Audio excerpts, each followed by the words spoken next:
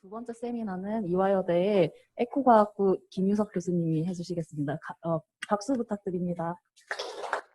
네, 감사합니다. 이렇게 세미나 시리즈 초청해 주셔서 감사하고요.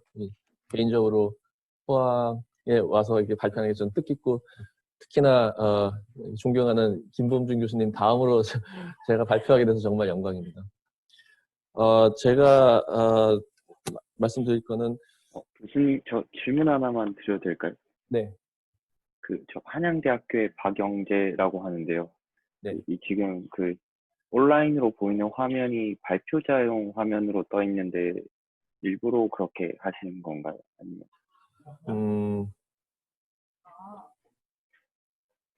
잠시만요. 아하, 잠시만요.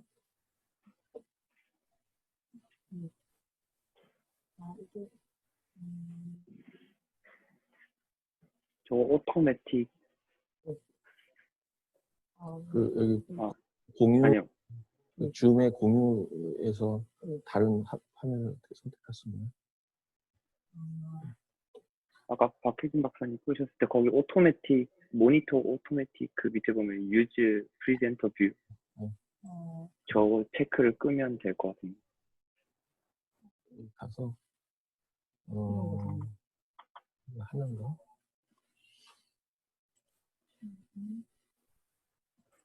지금 위로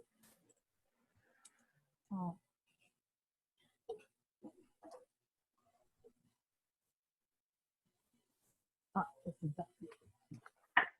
감사합니다. 예, 죄송합니다.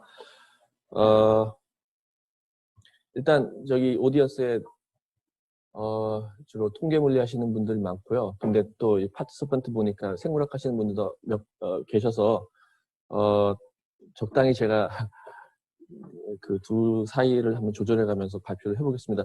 근데 죄송하지만 그 시간이 충분치 않아서 제가 여기 준비한 거를 다 말씀드리기는 힘들 것 같고요. 그래서 조금 빨리 넘어가는 것 있으면 양해해 주시기 바랍니다. 제가 이제 공부하는 게 이제 population genetics인데요. 그러니까 집단에 어떤 유전 변이가 있으면 그 변이의 원인 그리고 그 결과를 연구하는 것인데 궁극적인 관심은 그 진화가 어떻게 일어나느냐 인데 진화라는 것은 과거에 일어난 사건들이잖아요. 과거의 자연 선택 또 어떤 또 피노타입의 변화, 파퓰레이션의 이런 사이즈 구조 같은 것이 변하는 그런 것들이 다 과거에 일어나고 우리가 가진 데이터는 지금 현재 얻을 수 있는 유전 데이터밖에 없죠. 물론 요즘에는 그 화석에서 DNA를 뽑아가지고 그 과거의 그 유전 데이터를 직접 관찰할 수도 있지만은 대부분의 이제 우리가 가질 수 있는 정보는 지금 현재 얻는 정보. 그래서 지금 현재의 이런 유전 정보로부터 과거의 일을 어떻게 캐낼 수 있는가? 그 얘기는 과거에 일어난 이런 그 진화적인 사건이 현재 관찰될 수 있는 유전 변이에 어떤 흔적을 남기는가를 연구하는 거죠. 그래서 그 분야가 이제 그 집단 유전학의 population genetics의 이제 주요한 그 과제입니다. 그래서 여러 가지 이제 진화의 과정이 있지만 그 중에 이제 가장 핵심적이라고 생각하는 것이 이 적응 진화, 다윈이안 이볼루션인데 그거를 아주 간단히 얘기하자면 어떤 집단이 있어요. 뭐 박테리아일 수도 있고 사람일 수도 있는데 그 전에는 그 A1이라는 대립 유전자, 얼릴이라는 말을 제가 이제 많이 쓸 텐데 그 얼릴이라는 거는 하나 유전자의 이제 여러 가지 다른 형태를 얘기합니다. 그래서 어떤 유전자가 이제 A1이라는 얼릴로 보통 이제 출발했는데 돌연 변이에 의해서 A2 얼릴이라는 것이 나오고 이 A2 얼릴이 그 환경에서 굉장히 유리한 피노타입을 만들고 그러면은 얘의 피트니스가 높아지죠. 그러니까 얘의 빈도가 증가하고 그래서 나중에 집단의 모든 개체가 이 새로운 얼릴을 갖게 되는 것. 그러면서 그러니까 이런 일이 이제 계속 반복적으로 일어나면은 종이 그 환경에 적응을 하게 되는 거죠. 스피시스의 어댑테이션이 일어난다. 이것이 그 찰스 다윈의 자연 선택을 그냥 간단히 개념화한 것이고 이렇게 이로운 돌연변이가 나타나서 그 고정에 이르는, 픽세이션에 이르는 이 과정이 그 어댑티브 이볼루션의 유닛 프로세스죠. 그래서 이런 일이 정말로 어떻게 일어나고 있는지 네이처에서 이걸 디텍트하고 연구하는 것이 이제 주요 목표입니다.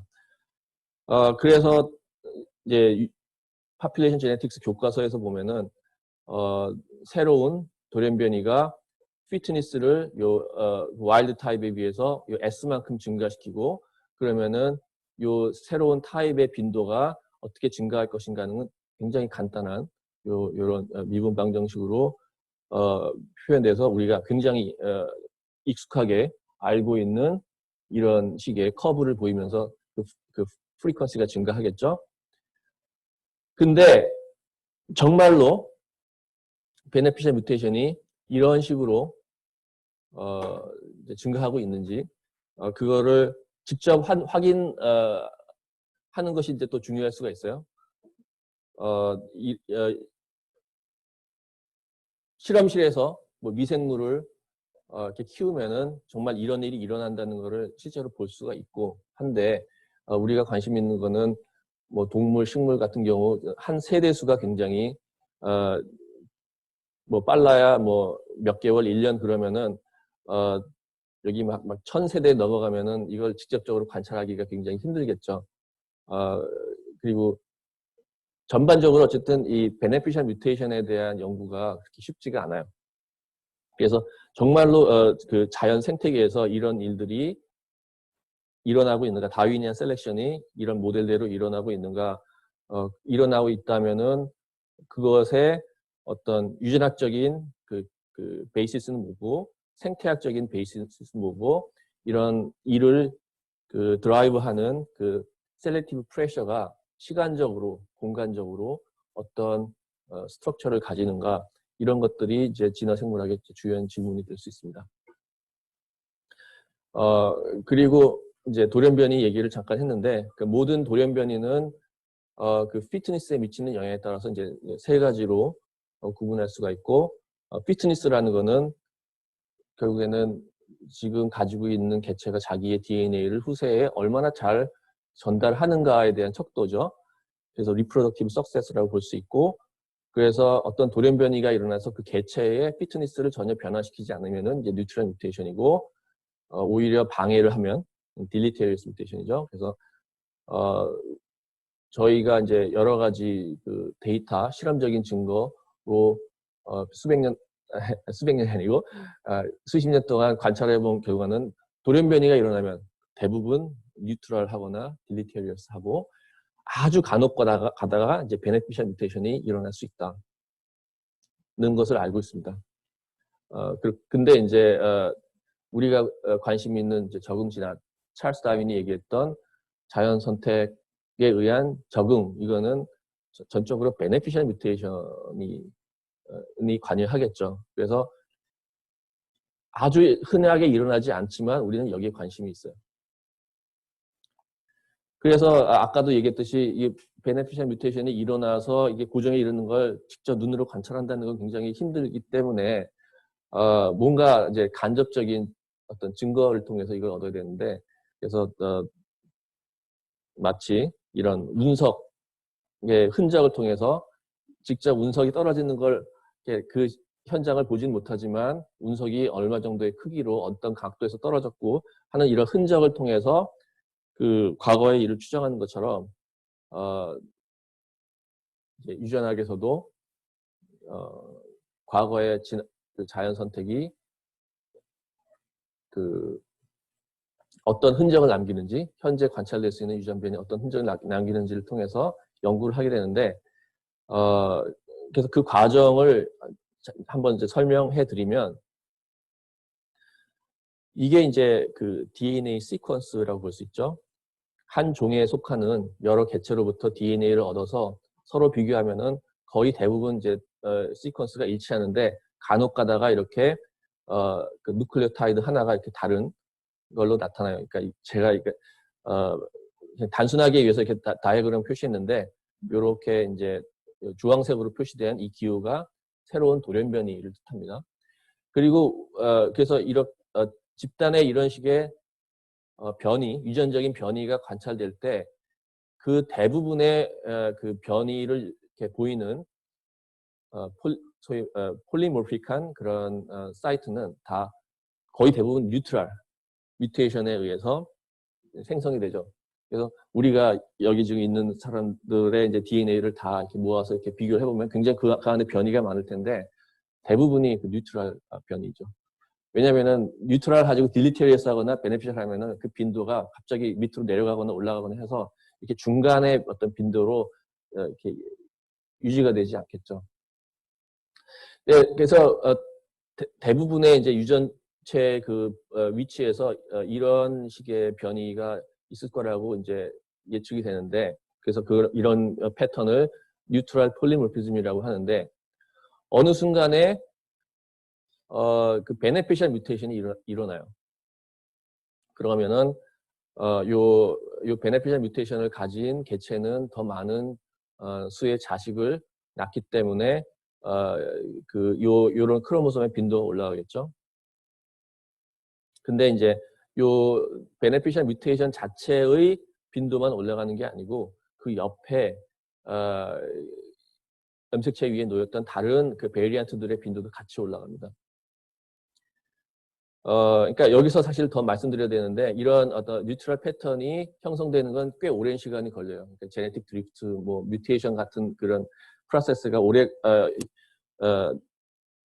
이퀴리브리엄을 통해 가지고 생성하는데 그거에 비해서 이 변이가 이렇게 높은 빈도로 올라가는 굉장히 짧은 타임 스케일로 진행이 되고 그러다가 픽세이션에 도달하면 그 프리퀀시가 100%에 도달하면은 요 한 가지의 염색체로 이제 고정이 되기 때문에 집단 전체가 그 전에 존재했던 그 폴리모피즘이 다이버시티가 다 사라지게 되죠.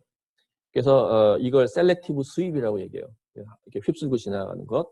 그래서 여러 유전체의 이제 그 다이버시티를 조사하는데 어떤 한 부위에서 갑자기 다이버시티가 사라졌다라고 하면은 이게 이제 셀렉션의 흔적이 될 수 있는 거죠. 그리고 이제 제가 이제 관심 있는 건 이제 incomplete selective 수입이라고 해가지고 지금 현재 베리언트가 프리퀀시가 증가하는 그 중간에 이렇게 두 개의 서로 다른 이제 그룹의 염색체가 관찰돼서 요 베네피셜 뮤테이션을 가지는 그룹은 그 폴리모피즘의 레벨이 굉장히 낮고 그 다른 크로모솜에서는 굉장히 높은 노멀 레벨의 폴리모피즘이 관찰되는 이런 걸 통해서 현재 지금 진행이 되고 있는 셀렉션을 디텍트할 수 있다라고 하는 아이디어를 갈 수 있죠. 그리고 이제 저는 그 아까 슬라이드 그 발표하셨던 그 리콤비네이션 거죠. 크로싱 오버를 전혀 가정하지 않고 이제 다 하나의 그 크로모솜이 휩쓸고 지나간다고 생각했는데 실제로 더 넓은 그 스케일에서 크로모솜을 보면은 이 그 픽세이션이 진행되는 동안에 크로스오버가 일어나고 그래서 크로스오버가 일어난 그 디스탈 리전 같은 경우는 이 폴리모피즘이 다 사라지지 않고 이렇게 남아있게 되죠. 그래서 1974년에 그 존 메이나드 스미스라는 그 유명하신 그 파퓰레이션 제네틱스 이론하시는 분이 여기가 염색체의 그 베네피셜 뮤테이션이 일어난 그 위치고 여기서 이제 픽세이션이 일어나면 그 다이버시티가 그것을 중심으로 해가서 이런 패턴을 보일 것이다. 그러니까 픽세이션이 일어나는 곳에서 다이버시티가 가장 낮고 점점 거기서 멀리 가면 갈수록 제네틱 베리에이션은 다시 정상 레벨로 이제 회복을 할 것이다. 라는 것을 이제 수학적으로 예측했죠. 1974년이면은 아무런 데이터가 없었을 때요. 이게 이제 그래서 파퓰레이션 제네틱스가 이제 이론적으로 이제 1920년대부터 이렇게 시작이 됐는데, 그러니까 한 몇십 년 동안은 거의 데이터 없이 이런 순수 이론 과학으로 존재를 했었어요. 물론 조금의 약간의 데이터가 있었지만, 그러다가 이제 90년대 이후에 이제 이런 DNA 연결 데이터가 쏟아지면서 정말로 이런 것들이 일어나더라는 걸 관찰 디텍트할 수 있게 됐죠. 그래서 이것도 굉장히 오래된 데이터인데 초파리 같은 경우에 이제 여러 지역에서든 이제 크로모솜을 이렇게 서로 비교해 보니까 굉장히 염기 서열이 비슷한데 또 얘네들은 굉장히 노멀 레벨의 다이버시티를 가지고 그래서 이걸 보고 알 수 있는 것이 뭔가 얘네들이 어떤 그 베네피셜 얼리를 가지고 있어가지고 걔가 확 이렇게 빈도가 최근에 증가했다라는 것을 이제 알 수 있는 거죠. 자, 그러면 이런 포지티브 셀렉션이 그냥 한 번에 딱 일어나고 그치는 게 아니고 계속 어느 그 염색체 여러 유전자에서 계속 반복적으로 일어날 테니까 어떤 한 시점에서는 지금 현재 이게 픽세이션에 가고 있는 그런 유전자를 우리가 맞닥뜨릴 수 있을 것이고 그래서 인컴플리트 수입을 이제 관찰할 수 있을 것이다. 그래서 실제로 인컴플리트 수입을 디텍트하기 위한 여러 가지 방법들이 제시되어 있었고 뭐 이런 페이퍼 하나가 막 사이트가 한 8,000번 돼요. 근데 저희도 이제 이걸 갖다가 조금 더 이제 파라메트릭한 방법으로 디텍트하기 위한 그런 메소드를 제시했고 그래서 이에 대한 설명은 이제 그냥 넘어가고요.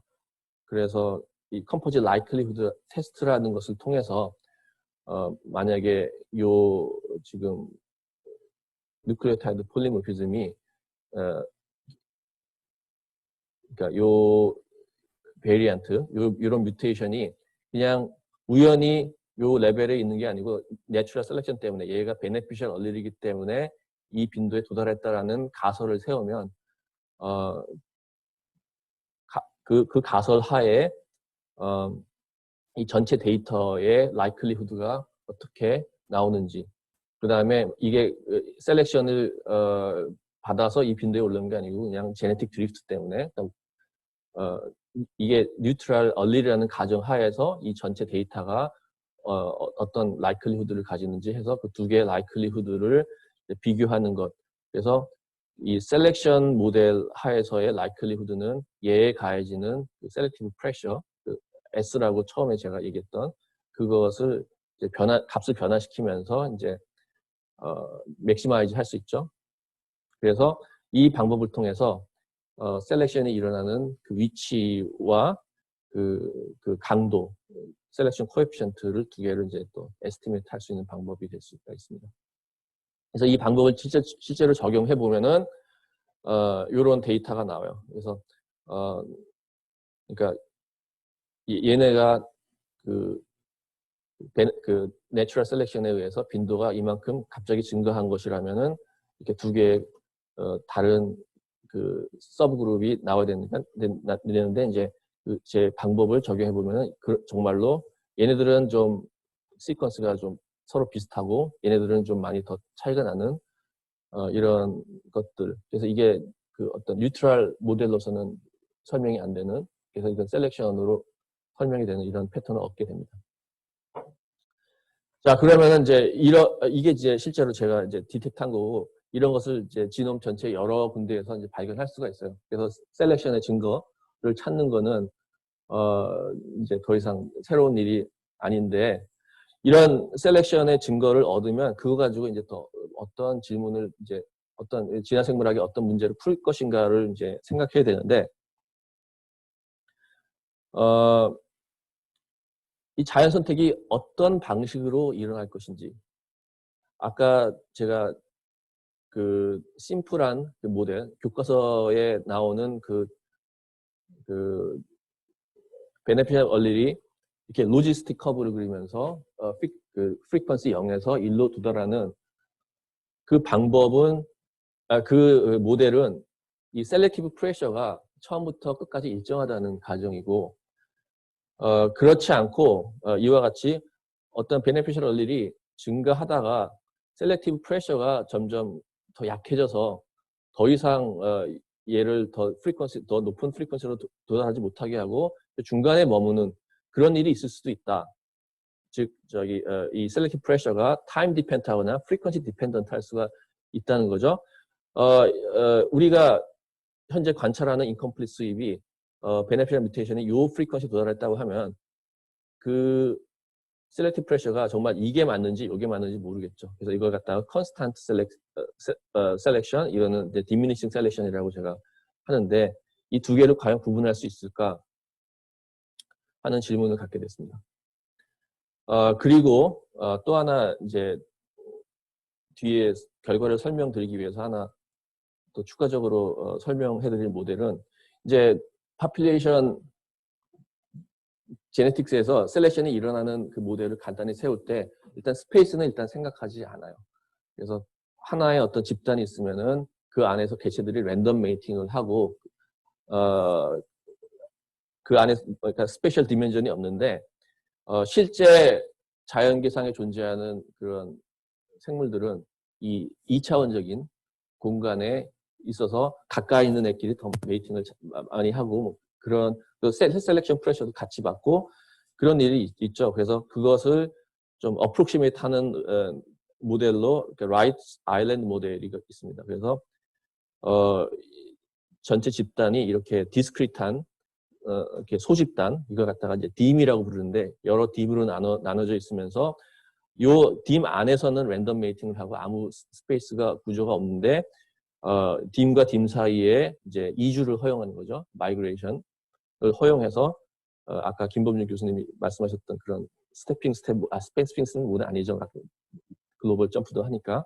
그러니까 이게 이제 라이 피셔 모델인데 라이 피셔 모델에서 이제 일단 딤 두 개가 있는 그 모델을 생각하면 첫 번째 딤에서 beneficial allele이 이제 처음에 나왔어요. 랜덤 뮤테이션에 의해서. 그럼 이것이 이 집단 전체에 어떻게 퍼질 것인가를 생각해 보면 먼저 이 첫 번째 딤에서 beneficial 뮤테이션이 발생했으니까 여기서 프리퀀시가 증가하고 그 다음에 이 중에 하나가 이 딤2로 넘어가야 그때 여기서 이제 또 그 early frequency의 증가가 일어나겠죠. 근데 딤1에서 시작한 beneficial 뮤테이션의 확산이 딤2로 넘어가는 데는 어떤 그 시간이 딜레이가 있겠죠. 그러니까 이거는 얘네 이 딤1과 딤2 사이에 그 이주가 마이그레이션이 아주 프리하지 않다는 가정하에서 이런 딜레이를 생각할 수 있는데, 그러니까 여기서 이주라는 거는 이제 그 m이라는 값으로 표시되어 있는데 마이그레이션 레이트, 그러니까 주어진 개체가 다음 세대에 이쪽에 다른 위치에서 발견될 확률이 m이고 했을 때 요 딜레이는 요 s와 m의 비율로 결정됩니다. 그러니까 s는 아까 얘기했듯이 얼마나 이 얼릴이 빨리 증가할 것인가, 셀렉티브 그 프레셔의 강도를 얘기하는 것이고, m은 얼마나 빠른 이주가 일어날 것인가를 나타내는 거죠. 그래서 그러니까 중요한 거는 S가 M보다 훨씬 크다라고 하면 이 딜레이가 꽤 유의해서 이 딤1에서 early frequency가 높은 값에 도달했을 때 딤2의 early frequency는 낮아지게 돼요. 그래서 굉장히 간단한 결과인데 이게 이제 다음 디스커션에서 굉장히 중요합니다. 그래서 두 개의 딤이 있을 때 이 두 딤에 미치는 그 셀렉티브 프레셔가 일정하다, 굉장히 그 시간적으로도 공간적으로 일정하다고 하면 먼저 딤1에서 발생한 그 베네피셜 원리의 프리퀀시가 먼저 이렇게 증가하고 딤2는 그 한참 딜레이 후에 이제서야 이제 증가하려고 하겠죠. 그래서 딤1, 딤2 사이의 그 early frequency가 차이가 날 것이고, diminishing selection인 같은 경우, 그러니까 frequency, 네거티브 frequency dependent 한 경우에는 딤1이 먼저 이렇게 빨리 증가하지만 얘가 이제 early frequency가 요 중간값에서 정체할 때 한참 딜레이 후에 딤2는 또 그 frequency를 따라잡죠. 그래서 어느 순간에 딤1과 딤2의 early frequency가 비슷해지는 순간이 올 거예요. 그래서 이런 early frequency, 딤의 early frequency가 차이가 많이 나냐 적게 나냐를 이제 FST라는 값으로 이제 측정할 수 있는데, 아까 FST가 높다는 거는 두 얼리 프리퀀시가 굉장히 차이 난다는 것이고, FST가 낮으면은 프리퀀시가 비슷하다는 거죠. 이렇게 여기까지 이제 일단 설명드리고, 저희가 이제 적용한 데이터는 이제 초파리의 이제 유전체 데이터입니다. 이 초파리 커뮤니티가 꽤 이렇게 이갈리테리언하기 때문에 이 수백 마리의 초파리의 그 지놈 시퀀스 얻은 걸 다 그냥 데이터베이스에 올려놔서 저 같은 사람이 그냥 공짜로 이렇게 쓸 수 있게 해줘서 저는 이제 특별히 이제 루안다와 잠비아의 22개 또 100개가 넘는 그 지놈 시퀀스가 있기 때문에 이제 그걸 이용했고요. 그래서 그런데 이제 요 초파리 집단의 중요한 특징은 뚜렷한 이 집단의 구조가 있어요. 그 얘기는 마이그레이션 레이트가 그렇게 높지 않다는 것. 그래서 아까 여기 설명드렸던 요 어썸션, 셀렉션 코에피션트가 마이그레이션 레이트보다 훨씬 크다는 그 가정을 만족할 수 있는 집단입니다. 네. 그래서 예. S가 N보다 많이 크다는 것만 그러니까 일단 여기서 기억하시면 됩니다. 그래서 이제 이 집단에서 incomplete selective 수입을 디텍트하기 위해서 저희가 개발한 composite likelihood 메소드를 이렇게 지놈을 이렇게 스캔해가면서 하면은 이렇게 피크가 나오고 해서 이렇게 피크가 나오는 지점에 어떤 그 시퀀스들이 그 incomplete selective 수입을 보이는가. 그래서 우리가 디텍트한 그 리전에서 염기 서열들의 그 어떤 그룹핑, 클러스터를 찾아요. 그러면은 원래는 정상적으로는 이 시퀀스들이 굉장히 서로 유전적으로 이렇게 차이 나가지고 이런 트리를 보여야 되는데 얘네들은 완전히 똑같죠. 완전히 일치하죠. 그러니까 이거는 얘네들이 최근에 어떤 베네피셜 뮤테이션을 캐리해가지고 프리퀀시가 갑자기 증가했다는 것을 뜻해요. 그러면은 여기서 직접적으로 어떤 그 하플로타입, 어떤 시퀀스들이 지금 베네피셜 뮤테이션을 운반해서 높은 프리퀀시로 이렇게 가고 있는지, 그래서 여기서 이렇게 아이덴티파이한 그런 시퀀스들을 스위핑 하플로타입이라고 정의합니다. 그래서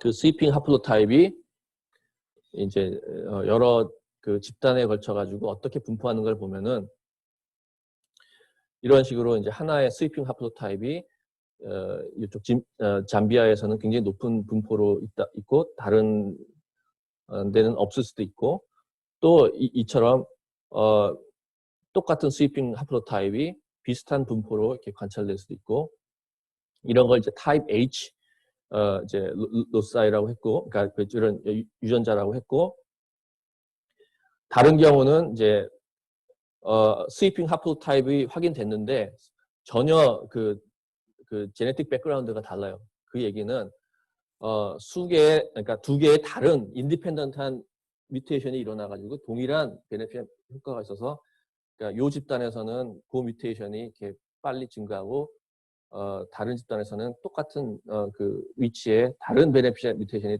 인디펜던트하게 일어나서 프리퀀시가 증가하는 거다.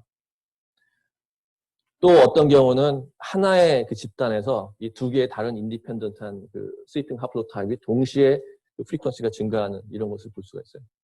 이런 걸 이제 소프트 스윕이라고 또 합니다. H는 하드 스윕, 그러니까 단 하나의 하플로타입이 이렇게 증가하고 있는 이런 거죠.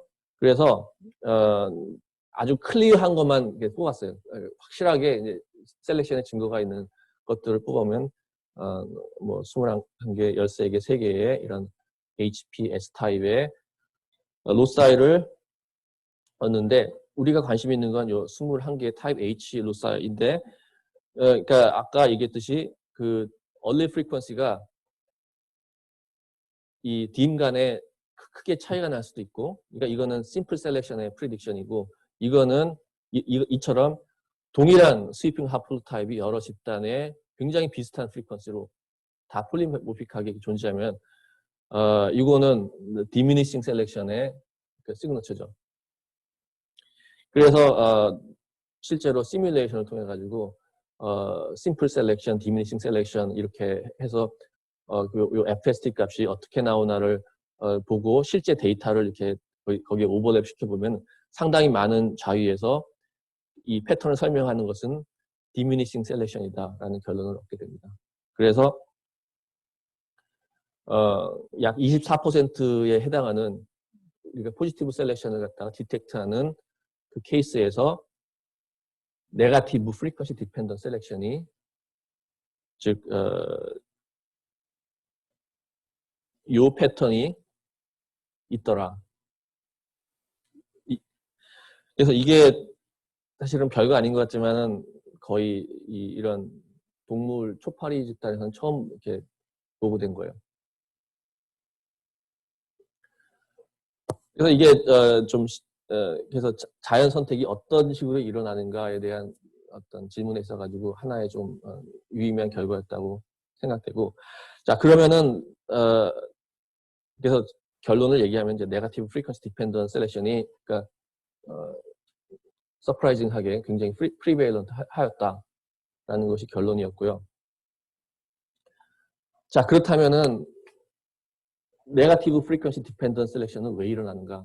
왜 어떤 셀렉티브 프레셔가 있을 때 이게 그러니까 어떤 베리언트의 프리퀀시가 레어할 때는 강한 프레셔가 있다가 이게 프리퀀트 하면은 그 프레셔가 사라지는가? 거기에 대해서는 굉장히 많은 바이올로지컬 익스플레이너션이 있을 수가 있어요, 사실은.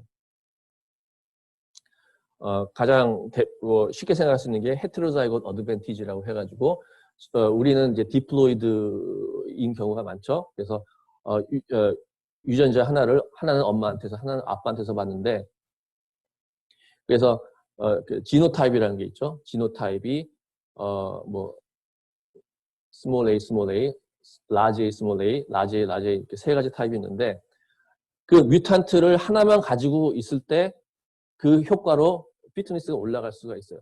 올라가는 경우가 있어요. 근데 그런 뮤탄트의 프리퀀시가 갑자기 이렇게 높아져가지고 두 개를 갖는 이제 호모자이고 인디비듀얼이 생기는데, 그런 경우에는 그 효과가 사라지는 경우가 있어요.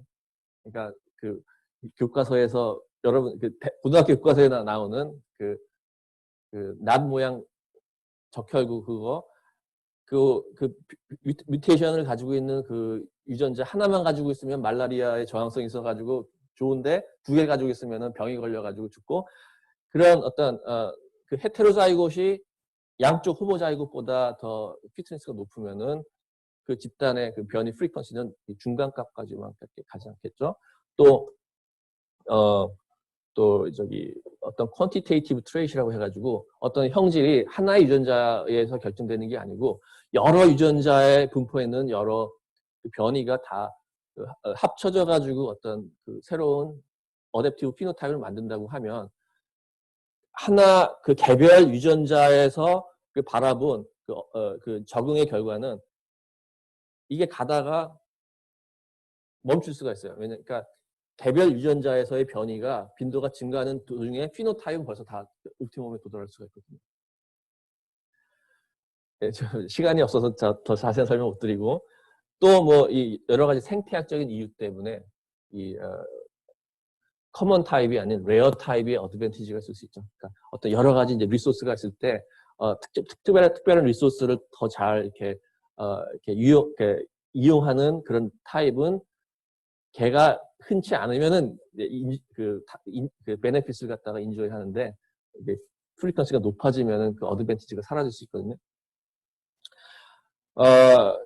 저는 이제 거기서 이제 다른 이제 모델을 생각하는데, 시간적으로 변하는 이런 환경의 변화가 이 프리퀀시 디펜던트 셀렉션을 일으키는 그런 모델을 저 연구했어요. 이 프리퀀시 디펜던트 셀렉션을 연구하는 거는 아까 다이버시티에 굉장히 관심을 가지셨죠. 그러니까 이 진화 생물학에서도 이 다이버시티가 굉장히 중요하거든요. 그러니까 진화가 일어나려면 먼저 변이가 있어야 돼요. 그러니까 이 변이가 진화의 주 재료인데 이것이 어떻게 지금 집단 내 유지가 되고 있는가. 그래서 갑자기 환경이 변했을 때 그러니까 적응할 준비가 되어 있는가. 그래서 이게 굉장히 중요한 문제였기 때문에 단순히 뮤테이션이 새로 일어나서 그것이 이제 그것의 이제 딜리테리어스 이펙트 때문에 제거되는 중간에 그냥 어떤 트랜지언 스테이트로 그 피노타입에 영향을 미치는 변이가 존재하는지 아니면 어떤 액티브 메커니즘에 의해서 그 피노타입에 영향을 미치는 그런 변이가 유지되고 있는지. 그래서 frequency dependent selection은 이제 balancing selection이라고도 얘기해요. 어떤 변이를 균형 있게 이렇게 폴리모픽하게 유지하는. 그래서 그것에 이제 모델이 여러 개가 있는데 저는 이제 스토리지 이펙트라는 것을 이제 생각합니다. 그래서 이걸 설명해 드리면, 그러니까 환경적으로 이렇게 변하는 그런 모델이에요. 그래서 예를 들어서 두 개의 이제 얼릴이 있어요. A1, A2 얼릴. 일단 해플로이드인 모델만 생각해요. 그러니까 개체 하나가 그냥 얼릴 하나만 갖는 그런 모델인데, 와일드 타입 얼릴의 피트니스가 1이고 요 뮤턴트 얼릴의 피트니스가 이런 식으로 이렇게 변해요. 그래서 두 개의 이제 시즌이 있다고 해보죠. 여름에는 요 뮤턴트 얼릴이 피트니스가 훨씬 높고 겨울이 되면 낮아져요. 그래서 요 S 값이 이제 시그모이드 펑션으로 이렇게 주어지기 때문에 요 A1의 프리퀀시를 F1, A2의 프리퀀시를 F2라고 했을 때 요 한 사이클이 돌았을 때 요 F1과 F2의 상대적인 그 비율이 어떻게 될 것인가는 이 둘의 이제 피트니스의 비율을 모든 요 세대 동안에 이제 다 곱하면 됩니다.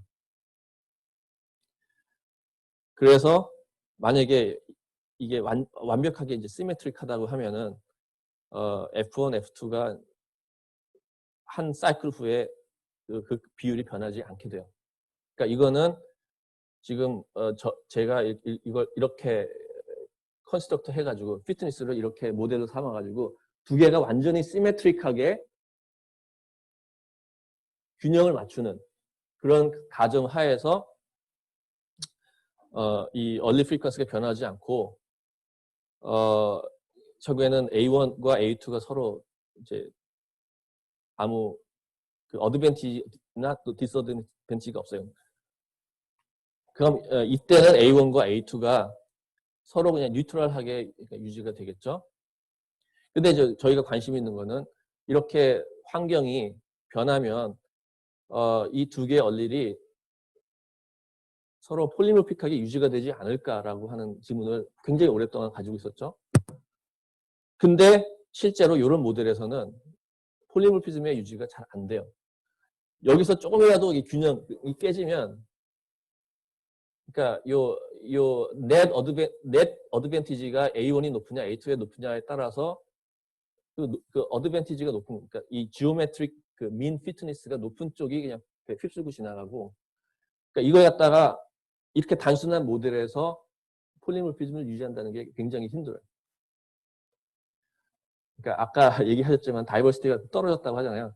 그러니까 이게 이제 타임으로도 그런데 스페이스로도 이렇게 퍼터베이션을 주면 그게 그 퍼터베이션이 아주 밸런스를 맞지 않으면은 조금이라도 이게 퍼터베이션이 한쪽에 유리하게 하면은 한쪽 타입이 이게 휩쓸고 지나가고, 예.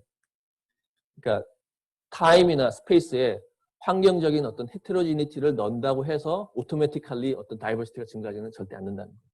질문. 예, 예. 그 계절에 따라서 예. WT가 변하는 스케일이 있고, 예. 그다음에 각 그 개체가 자식을 낳는 타임 스케일이 있을 텐데, 예. 두 번째 타임 스케일이 굉장히 길다면, 그러면 어쩌면은 예를 들어 1년에 여름만 낳는다. 예. 그러면은 W2가 유리하잖아요. 지금 가정 예, 지금 가정은 짧다고 보시는 예, 거죠? 그러니까 저 세대수가 굉장히 짧아서 예, 예. 그러니까 요 안에 한 10세대 또 요 안에 10세대가 있는 이런 그런 모델입니다. 예, 그걸 먼저 말씀드렸어야 되는데. 예.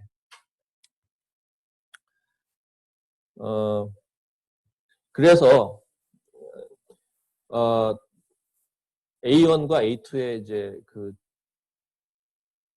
지오메트릭 민 피트니스는 거의 같다고 하고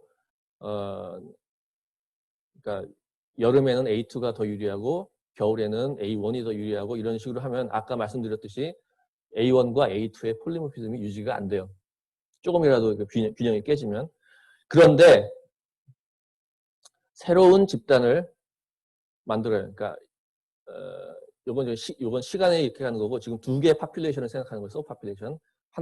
한쪽 서브 파퓰레이션에서는 이런 그 오실레이팅 셀렉션이 일어나고 다른 파퓰레이션에서는 그냥 A1, A2가 아무 셀렉션 없이 그냥 공존해요. 뉴트럴해요. 그 환경이 그러니까 이게 어떤 경우가 있냐면은 요게 식물인데 위에서 꽃을 피우는 그 식물인데 얘가 씨앗을 만드는데 씨앗이 땅속으로 들어가서 그냥 가만히 있어요. 여러 해 동안 휴면기에 있어요. 그러면은 걔네들의 얼리 프리퀀시를 뭐 서로 이렇게 변화시키는 아무 포스가 없죠. 근데 그러다가 이제 또 발화하면 그 씨앗이 다시 이쪽으로 올라오고 또 씨앗이 만들어지면 일로 가고 그러니까 일종의 두 개 파퓰레이션이 있고 또 뭐 다른 뭐 메타포로는 뭐 어떤 유전자가 수컷에서만 발현되고 암컷에서는 뭐 발현이 아예 되지 않고 피트니스에 아예 영향을 미칠 수 없다라고 하는 뭐 이런 여러 가지 바이올로지컬 시츄에이션에서 한쪽 그 집단에서는 또는 라이프 스테이지에서는 이런 플럭추에이션을 받고 한쪽은 완전히 그 셀렉션에서 프로텍트 되는 이런 모델에서는 이 두 개의 폴리모피즘이 아주 안정되게 유지돼요. 그러니까 이때는 네거티브 프리퀀시 디펜던트 셀렉션이 나오는데 이거를 다른 생물학 하는 분한테 설명하기가 굉장히 힘들어요. 인투이티브하게. 왜 처음에 이 피트니스의 가정이 완전히 이렇게 시메트릭한데 이 와중에 레어 타입이 어드밴티지를 갖는가? 이거는 이제 이걸 처음 이 효과를 발견한 사람은 생태학자 이제 피터 체스라는 사람이 왜 이 세상에는 너무나 많은 그 종들이 있는가? 왜 레어한 종들이 이렇게 인베이드하고 하는가를 연구하기 위해서 이렇게 한 건데 이게 이제 파퓰레이션 제네틱스로 넘어오면서 이제 저 같은 사람이 이제 이걸 어댑트 한 거고요. 이것을 말로 설명하기가 굉장히 힘든데 이렇게 이퀘이션으로 하면은 그냥 젠슨스 이니퀄리티가 그냥 바로 나와서 저 A1 얼릴이 레어하면 그 한 사이클 돌았을 때 F1 값이 증가하는 걸 바로 이렇게 확인할 수가 있어요. 그래서 아까 얘기했던 그 피트니스 스킴에서의 그 오실레이션 그 절대값을 이렇게 증가하면 증가할수록 얼릴 프리퀀시가 이렇게 랜덤하게 막 이렇게 뉴트럴하게 이렇게 움직이는 것이 점점 더 그 프리퀀시가 더 안쪽으로 모였다가 또 셀렉션을 더 증가시키면 완전히 이제는 그 빈도가 중간 값으로 이렇게 플럭추에이트 하는 것을 볼 수 있고 최근 연구는 뭐 이거를 갖다가 이렇게 하나의 로커스에서만 본 게 아니고 여러 로커스에 랜덤하게 뮤테이션이 일어났을 때 여러 자위에서 폴리모피즘이 유지될 수 있는가. 그래서 자세한 모델하고 결과는 넘어가고, 그러니까 결과가 결국에는 이런 아까 그 보였던 그 플럭추에이션이 하나의 로커스만 아니라 굉장히 여러 개의 로커스에서 동시에 관찰될 수 있고 그 기존의 그 밸런싱 셀렉션의 어떤 그 교과서적인 클래식한 모델에서는 발견될 수 없었던 새로운 패턴이 뭐 발견되었다라는 것을 이제 뭐 컴퓨터 시뮬레이션 같은 걸 통해서 밝혔고요. 그래서 이런 게 왜 중요해졌냐면은, 그러니까 아무래도 파퓰레이션 제네틱스 연구는 뭔가 모티베이션이 되는 그런 관찰이 있기 때문인데, 그 초파리 같은 경우에 굉장히 많은 개체에서 이 DNA 시퀀싱을 해가지고 얼리 프리퀀시가 시간에 따라서 어떻게 변하는가를 보면은, 그러니까 그 초파리 전체 지놈에는 몇백 개의 이제 스닙이 있는데, 몇백만 개의 스닙이 있는데, 그 중에 상당히 많은 스닙에서, 그러니까 천 개에 가까운 스닙에서 어떤 집단에 봄에는 프리퀀시가 이랬다가 가을에 떨어졌다가 다시 증가했다가 떨어졌다가 하는 수많은 그 누클레오타이드 폴리모피즘이 관찰됐어요. 그래서 뭔가 이것을 유지시키는 어떤 힘이 있는 게 아닌가. 아직도 이거에 굉장히 스캡티컬한 사람이 많아요. 과연 이 밸런싱 셀렉션, 이 자연 집단에서 이런 변이를 액티브하게 유지하려는 이런 그 포스가 정말로 있는지. 근데 이제 저 같은 경우는 이런 모델을 제시하면서 될 수 있다라고 이제 주장을 하는 거죠. 일단 여기까지가 제가 이제 발표할 내용이고요. 그래서 새로운 어떤 밸런싱 셀렉션, 네거티브 프리퀀시 디펜던트 셀렉션의 이제 패턴을 발견했다라고 하는 것이 저희 주요 결과고, 그 앞부분에 그 incomplete selective sweep detection을 통한 요 패턴 연구는 주로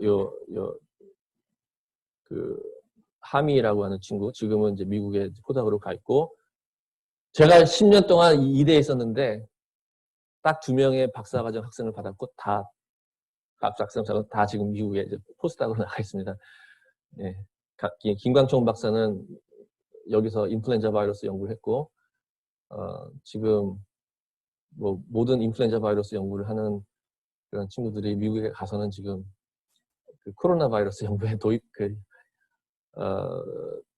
지금 투입되고 있고, 지금 박영선 학생도 지금 잠깐 한국에 나와 있는데, 그 뒷부분, 그 네거티브 프리퀀시 디펜던트 그 셀렉션, 그 시뮬레이션을 수행했고요. 이 친구도 미국에 가서는 바이러스 연구로 이렇게 필드를 바꿨는데, 역시 지금 한국에 와서도 코로나 바이러스 연구를 받아가지고 열심히 지금 뭐 분석을 하고 있다고 합니다. 예, 발표 감사합니다. 박수 부탁드릴게요. 시간 관계상 짧은 질문 하나만 받으려고 하는데요. 그 온라인 상이나 오프라인 상에서 질문 주시면 감사하겠습니다. 없으시면 제가 해도 될까요? 네네네. 네. 이게 데이터 지금 보여주신 게 초파리를 이용해서 이 네. 플럭슈에이션 하는 걸 보여주셨잖아요. 네. 근데 제가 궁금한 건 이런 현상이 박테리아에서도 일어나는지가 궁금하고요. 왜냐하면 이게 하이퍼테시스가 있으면은 초파리 같은 경우는 좀 더 제너레이션 타임이 기니까 네. 어떤 유전체를 제가 키워서 실제로 이게 맞는지 안 맞는지 확인을 하려고 해서 굉장히 오랜 네, 시간이 네, 걸리잖아요. 네, 네. 근데 바이러스 같은 경우에는 제가 하이퍼테시스가 그 진 시퀀스를 가지고 이런 하이퍼테시스를 만약 설정을 하면은 나중에 실험할 때 더 제너레이션이 짧으니까 네. 더 용이할 것 같은데 이런 현상이 실제로 박테리아에서도 일어나는지 궁금합니다. 네. 네. 일어나는군요. 혹시 랜스키 실험이라고 혹시 들어보셨나요? 네. 그러니까 이콜라이, 대장균을 한 몇십 년 동안 5만 세대 동안 이렇게 실험실에서 계속 이렇게 배양을 하셨는데, 처음에는 굉장히 클래시컬한 그런 실험으로 진행됐는데, 그걸 이제 다 얼려두셨거든요. 그래가지고 한 몇 년 전에, 그러니까 몇 년 전은 아니지, 좀 오래됐겠지만, 그걸 다 이제 얼려뒀던 걸 시퀀싱을 다 하신 거죠.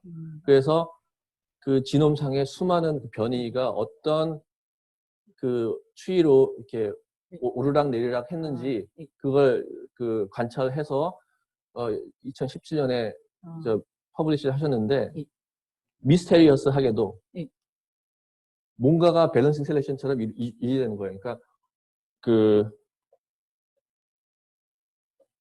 그러니까 처음에 그 랜스키 랩에서 예상했던 바는 그냥 이런 식의 이볼루션이 계속 일어나지 않을까. 계속 뭔가가 변이가 나와서 고정이 되고 뭔가 나와서 고정이 되고 그거 예상했는데, 그렇지 않고 뭔가 변이가 나오면 그게 계속 플럭츄에이션을 하는 거예요. 이유는 몰라요. 네. 사실은 같은 그야말로 변하지 않는 콘스탄트한 환경에서 뽑기 때문에 스페이셜 베리에이션도 없었고 템포럴 베리에이션도 없었는데 그 그 자체 내에 어떤 무슨 오실레이션이 있는 것처럼 그 밸런스 셀렉션이 유지되는 걸 관찰했어요. 네. 감사합니다.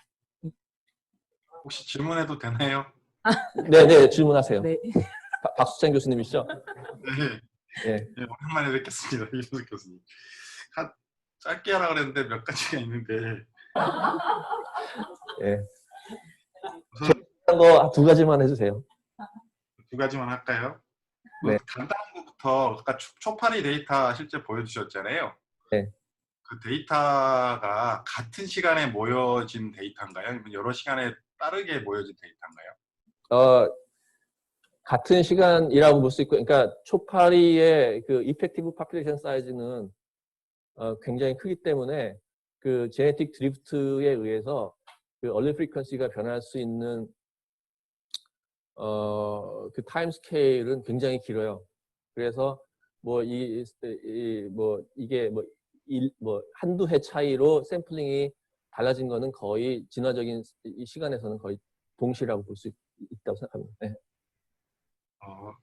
이어서 질문이 나올 것 같은데, 근데 아까 그 데이터 방금 전에 마지막에 보여주신 초파리 데이터는 예. 그 아주 짧은 한두 해 사이에 프리퀀시가 바뀌잖아요, 얼리기. 예, 맞습니다. 그러니까 지금 그러면 아까 지금 방금 말씀하신 거하고 진화 레벨에서 무시할 수 있다라는 밀리는 무시할 수 있다는 말하고 방금 시즈널하게 바뀌는 데이터하고 모순되는 거 아닌가요? 그러니까 그거는 이제 노스 아메리칸 파퓰레이션이고요. 그 두 개를 어떻게 같이 봐야 될지. 예. 근데 이제 만약에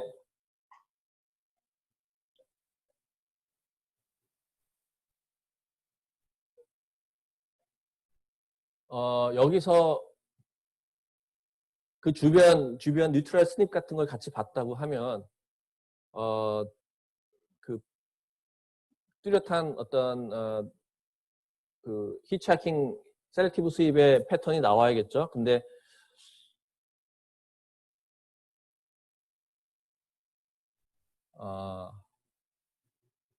이게 몇백 개라고 해도 굉장히 많은 것 같지만 전체 지놈에서 보면은 일부분의 롯사이가 이런 플럭추에이션을 겪을 수가 있어요. 근데 어쨌든 좋은 질문이시고 이런저런 지놈 전체에 흩어진 이런 어떤 그 플럭추에이션이 제가 발견한 이 패턴에 어떤 영향을 미칠지는 한번 생각해 보겠습니다. 또 관련해서 예, 이 예. 데이터와 관련해서 방금 전에 시뮬레이션 데이터를 보여주셨는데 예. 그때 타임스케일 10의 7승 제너레이션까지 가는 타임스케일을 보여주셨더라고요. 잠깐만 어떤 거죠? 아까 그 이거요. 예, 예. 10의 7승 제너레이션까지인데 예, 예. 방금 보여주신 데이터는 1년 사이에 이렇게 막 바뀌는 거잖아요. 그러니까 초반에 이거 지금 보면 예. 이게 스케일을 모르겠는데 초반에가 어디까지가 초반인지를 모르겠지만 이 전체 데이터의 전체가 아니라 방금 보여주신 데이터는 해당하는 부분이 왼쪽 맨 끝에 있는 부분에 맞는 데이터, 그러니까 그 관련된 부분이 아닌가 싶은 예, 생각이 맞습니다. 그러니까 사실은 지금 이렇게 막 플럭추에이션이 있으면 이걸 막 확대했을 때 이렇게 보이죠. 네. 그래서 그러니까 초파리 같은 경우는 1년에 한 10제너레이션 정도 이렇게 변하는데 그러니까 여기서부터 여기까지가 한 10제너레이션 정도에서 이렇게 플럭추에이션이 있는 거죠. 그리고 저희 시뮬레이션은 한 20제너레이션 정도를 생각했어요. 그래서 그러니까 이 한 사이클 여기서부터 여기까지 가는데 한 20제너레이션이 있는 거죠. 이게 시뮬레이션이에요? 예, 이게 시뮬레이션이에요. 네. 이게 시뮬레이션이고 아까는 실제 데이터고요. 네. 하나 더 질문해도 될까요? 디미니싱 셀렉션 아까 말씀을 하셨는데 구체적으로 어떤 모델을 하셨는지 말씀 안 하신 것 같은데요. 예. 그러니까 그 프리퀀시가 증가할 때마다 셀렉티브 프레셔가 감소하는 가 굉장히 제너럴하기 때문에 요 디미니싱 셀렉션을 예를 들어서 이제 시뮬레이션 할 때 구체적으로 어떤 걸 이렇게 뽑을까는 이제 중요하지 않은데 요걸 시뮬레이션 하기 위해서는 헤테로자이고트 어드밴티지를 썼습니다. 예, 감사합니다. 네. 네, 질문 감사드리고요. 예, 시간 관계상